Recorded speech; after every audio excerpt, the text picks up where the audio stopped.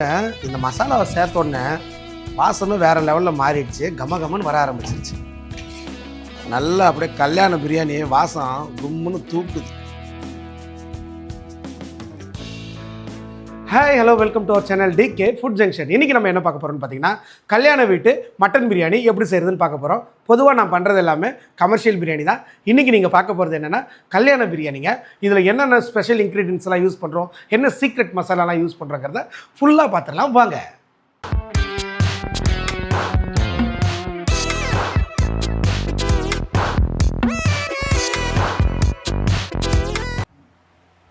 First நம்ம அரிசியை அளந்துக்கலாங்க. இது நம்ம வடி பிரியாணியை தான் பண்ண போகிறோம், இருந்தாலும் அரிசியை அளந்துக்குருவோம்.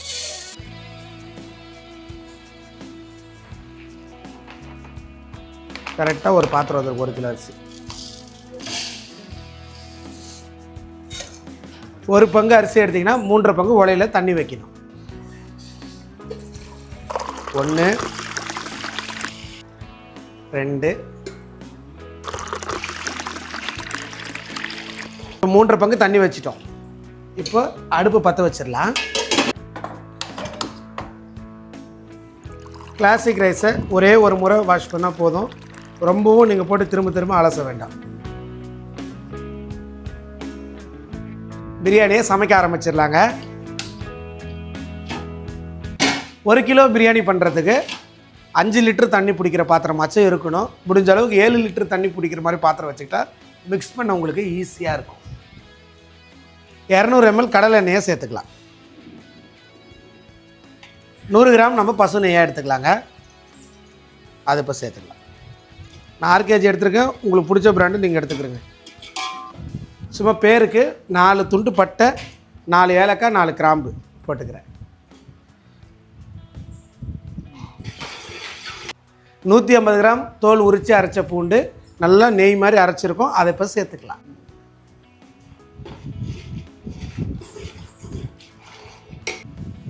இந்த பூண்டு வதங்குற கேப்பில் இந்த பிரியாணியோட சீக்ரெட் மசாலா என்னங்கிறத சொல்லிடுறேன், வாங்க பார்த்துட்டு வந்துடலாம். 10 கிராம் பட்டை, 3 கிராம் ஏலக்காய், 2 கிராம் கிராம்புங்க, 1 அனாசிப்பூ, 1 மராட்டி மொக்கு, ஜாதி பத்திரி 1 பூங்க, சின்ன பீஸு ஜாதிக்காவும் எடுத்துருக்கோம். இது எல்லாத்தையுமே அட்லீஸ்ட் ஒரு 5 hours ஊற வச்சு நல்லா அம்மியில் வச்சு அரைச்சிங்க, அல்லது மிக்ஸி ஜாரில் போட்டு அரைச்சிங்க. இந்த பிரியாணி மசாலா வந்து உங்களோட பிரியாணியை டாப் கிளாஸாக மாற்றி நம்ம பிரியாணி மசாலா அரைக்கிறது எப்படின்னு பார்த்துட்டோம். அடுத்து நம்ம முக்கியமான ஒரு சீக்ரெட்டான இன்க்ரீடியன்ட் இதில் சேர்க்க போகிறோம். அது என்னன்றதை பார்த்துடலாம். 100 ml பாலில் நல்லா ஒரு பிஞ்சு குங்குமப்பூவை போட்டு வைங்க, ஊறட்டும். இது பச்சை பால் தான், காய வைக்கல. இப்போ கோல்டன் ப்ரௌனில் பூண்டு வதங்கி வர ஆரம்பிச்சிருக்கு. இந்த ஸ்டேஜில் நம்ம இஞ்சியை சேர்த்துக்கலாம். தோல் உரித்து அரைச்ச இஞ்சி 100 கிராம்ங்க. தோலோட 110 கிராம் எடை வச்சுருக்காங்க. தோலை உரிச்சிட்டோம்னா 100 கிராம் தான் இருக்கும். அந்த இஞ்சியை போய் சேர்த்துக்கலாம். சேர்த்து ரெண்டும் சேர்த்து நல்லா கமகமன்னு வாசனை வர வரைக்கும் வதக்கிக்கோங்க. பிரியாணியில் முக்கியமே பார்த்திங்கன்னா இந்த இஞ்சியும் பூண்டும் நல்லா வதங்கணுங்க. கொஞ்சம் கூட அடி பிடிக்கக்கூடாது. அடி பிடிக்காமல் வதக்கினீங்கன்னாவே அந்த பிரியாணி சக்ஸஸ் தான். ஆயில் நல்லா பிரிஞ்சு வர ஆரம்பிச்சிருச்சு பார்த்தீங்களா? இந்த ஸ்டேஜில் 12 கிராம் தனி மிளகாத்தூளை நம்ம சேர்த்துக்கலாம்.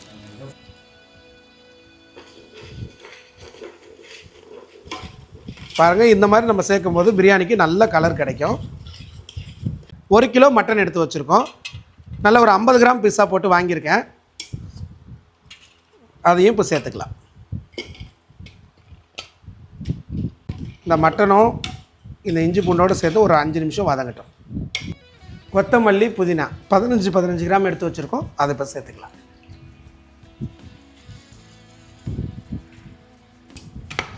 நல்ல இந்த கொத்தமல்லி புதினா வதங்க நல்ல வாசம் வரும்.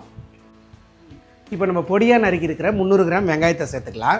ஜென்ரலாக பார்த்திங்கன்னா பிரியாணிக்கு முதல்ல கோல்டன் ப்ரௌனில் வதக்கிறதுக்காக ஃபஸ்ட்டு வெங்காயம் தான் சேர்ப்பாங்க. அவங்க 400 கிராம் சேர்ப்பாங்க. அது அப்படி இப்படின்னு வதங்கி 250-300 வந்துடும். அதுதான் கிரேவியாக கன்வெர்ட் ஆகும். இந்த ஸ்டைல் பிரியாணிக்கு நீங்கள் வெங்காயத்தை கறிக்கு அப்புறமா சேர்த்து பாருங்கள். பிரியாணியோட மசாலா ரொம்ப அதிகமாகவும் கிடைக்கும், டேஸ்ட்டும் சூப்பராக இருக்கும். ஒரு 5 நிமிஷம் மூடி போட்டு வைப்போம். இந்த வெங்காயம் கொஞ்சம் மெல்ட் ஆகட்டும். இப்போ 5 நிமிஷம் ஆகிடுச்சு. நல்லா வெங்காயம் மெல்ட் ஆகிடுச்சுங்க.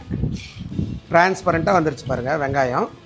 இந்த ஸ்டேஜில் நம்ம பிரியாணி மசாலாவை சேர்க்க போகிறோம். 5 மணி நேரம் நம்ம ஊற வச்சு அரைச்ச பிரியாணி மசாலாவை இப்போ சேர்த்துடலாம். இந்த ஸ்டேஜில் நம்ம சேர்க்குறதுனால என்ன ஆகும்னா கறியிலலாம் நல்லா மசாலா இழுத்து உங்களுக்கு பிரியாணி ஒரு சூப்பரான கலரில் கிடைக்கும்.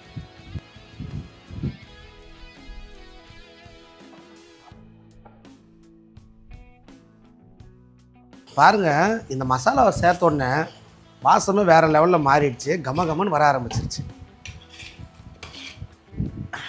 நான் தக்காளி 300 கிராம் எடுத்திருக்கேன். ஏன்னு பார்த்தீங்கன்னா இது ஹைப்ரிட் தக்காளி, அவ்வளோ புளிப்பு இருக்காது.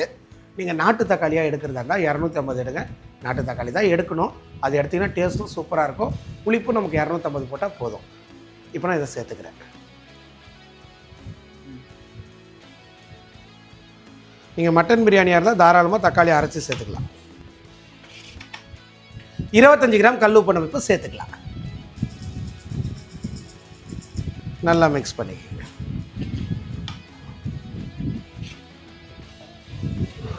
இப்போ நம்ம அளவு தண்ணி சுடு தண்ணியாக கொடுத்துடலாம். இதில் நம்ம ஒரு பங்கு அரிசி எடுத்துடணும், 1 கிலோ, சரிங்களா? இதில் பாதி தண்ணி நம்ம கொடுத்தா மசாலா கொடுத்தா போதுங்க. இப்போ நான் எடுக்கிறேன்.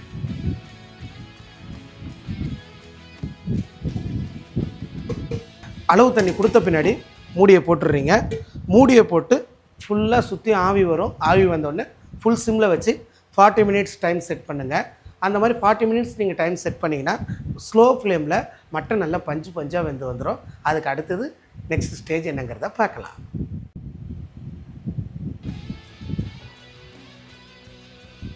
6:50 டைமு, 7:30 மணிக்கு நம்ம ஓப்பன் பண்ணி பார்க்கலாம். இப்போ ஒரு 45 மினிட்ஸ் ஆகிடுச்சு. மட்டன் வெந்திருக்கான்னு பார்த்துக்கலாம். இப்போ கறி முங்கிட்டே தான் இருக்குது.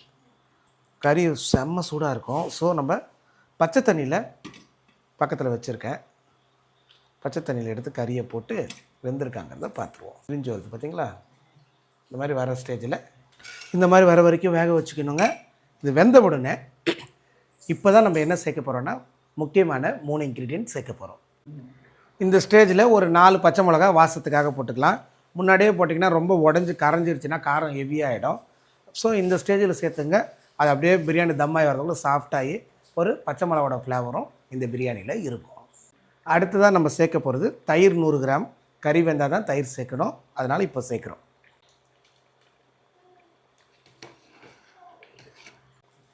நல்ல பெரிய சைஸ் லெமனாக ஒரு லெமன் எடுத்துங்க. இப்போ அதோட ஜூஸை சேர்த்துட்றேன். கறி வேகாமல் தயிரோ லெமனோ சேர்க்காதீங்க. அதுக்கப்புறம் கறி வேகவே வேகாது, சரியா? லெமன் ஊற்றிட்டிங்கனாவே 3/4 மூடி தான் போடணும், ஃபுல்லாக மூடக்கூடாது. அதனால் நான் 3/4 மூடி போட்டு வைக்கிறேன். ஃபுல்லாக மூடி போட்டால் கசக்கும். ஒலை நல்லா கொதிக்குதுங்க. இந்த மாதிரி கொதிக்கிற ஸ்டேஜில் ஒலையில் நம்ம எந்த அளவுக்கு உப்பு போடணும்னு பார்த்தீங்கன்னா மசாலாவுக்கு 25 கிராம் போட்டிருக்கோம். ஒலைக்கு 50 கிராம் கல் உப்பு சேர்த்துக்கணும். கல் உப்பு போட்ட பின்னாடி நல்லா கொதிக்குது. அரிசியை தண்ணி வடித்து இதில் கொட்டிக்கலாம். அரிசியை கிட்டத்தட்ட ஒரு 1.25 மணி நேரத்துக்கிட்ட ஊறி இருக்குது, பிரச்சனை இல்லை. நம்ம இப்போ கொதிக்கிற ஒலையில் சேர்த்துக்கலாம். ஒலை கொதிக்கும் போது தாங்க சேர்க்கணும். ஒலை கொதிக்காமல் சேர்த்திங்கன்னா ரைஸ் உடஞ்சிரும். இப்போ நல்லா மிக்ஸ் பண்ணிடலாம். எப்போவுமே வடி பிரியாணியாக இருந்தால் நீங்கள் என்ன பண்ணுங்கள், அரிசி சேர்த்த பின்னாடி தண்ணி கொஞ்சம் எடுத்து வச்சுங்க.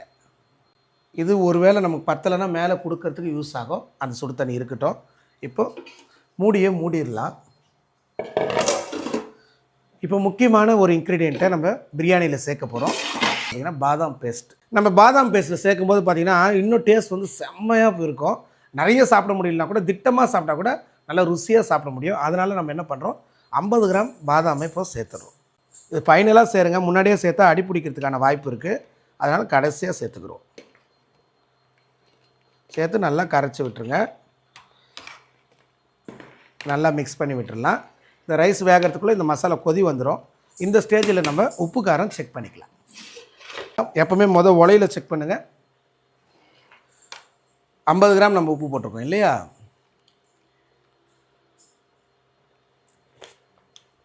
50 கிராம் உப்பு நல்லா நறுக்குன்னு இருக்குது. மூடி போட்டுடலாம். இப்போ மசாலாவை செக் பண்ணிடலாம்.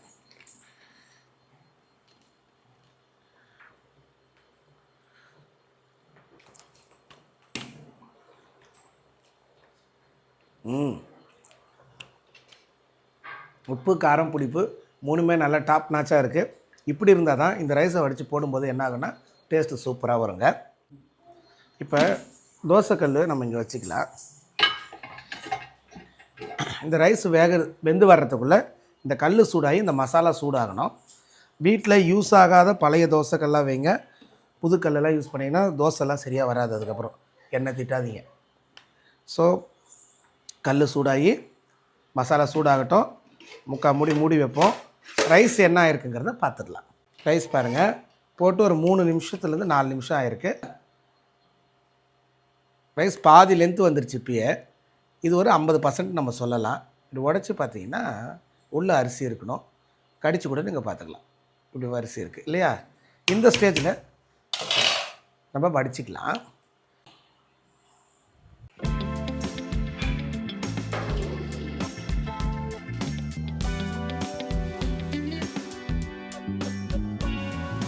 இப்போ கல் சூடாகி மசாலாவும் நல்லா கொதிக்க ஆரம்பிச்சிருச்சு.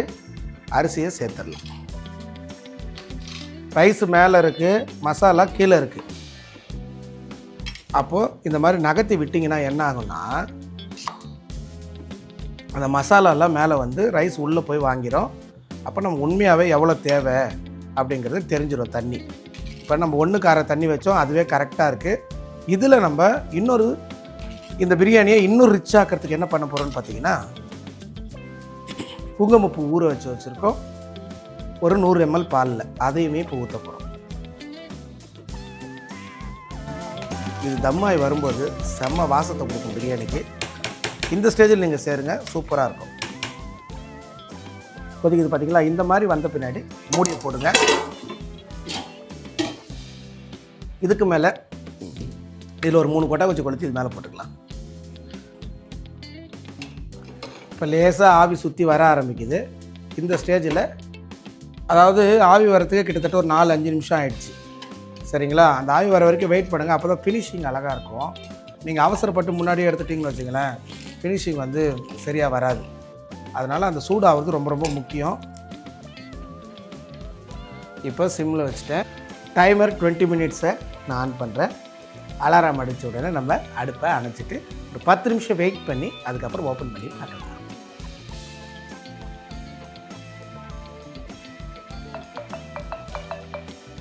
இப்போ 20 மினிட்ஸ் ஆகிடுச்சு. அடுப்பு அணைச்சிடலாங்க.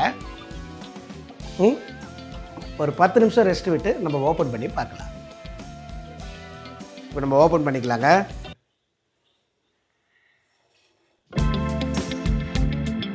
சைடு செக் பண்ணிடுவோம்.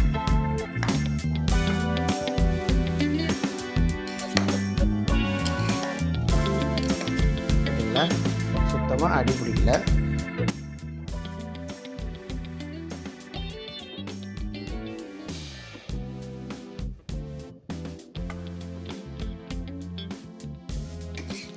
நல்லா அப்படியே கல்யாண பிரியாணி வாசம் கும்முன்னு தூக்குது.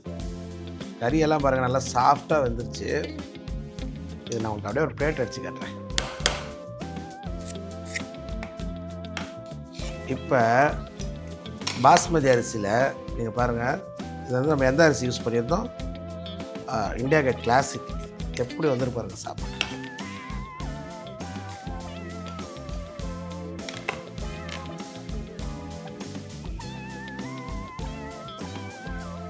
ரைஸ்லாம் பார்த்தீங்கன்னா செம்ம லென்த்தாக சூப்பராக வந்திருக்கு. இண்டியா கேட் கிளாசிக் ரைஸ்னால் சும்மாவா?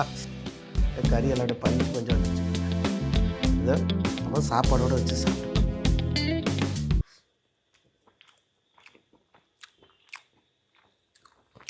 பாதாம்லாம் அரைச்சி போட்டோம்ல, வேற லெவலில் இருக்குது. காரம் இல்லாமல் ஆஹா. எனக்கு இங்கே ஒரு வாரமாக தொடர்ந்து மழை பெஞ்சனால தொண்டை கட்டியிருக்கு, சரியாக பேச முடியல. அதில் வீடியோ எடுத்துட்டேன். ஆனால் இந்த தொண்டை கட்டினதுக்கு இந்த காரத்தோடு இந்த மட்டன் பிரியாணி சாப்பிடும்போது அவ்வளோ ஒரு ருசியாக இருக்குது. சொல்ல வார்த்தையே இல்லை. அந்த அளவுக்கு சூப்பராக இருக்குங்க. கண்டிப்பாக நீங்கள் இந்த பிரியாணியை ட்ரை பண்ணி பாருங்க. அட்டகாசமாக வரும்.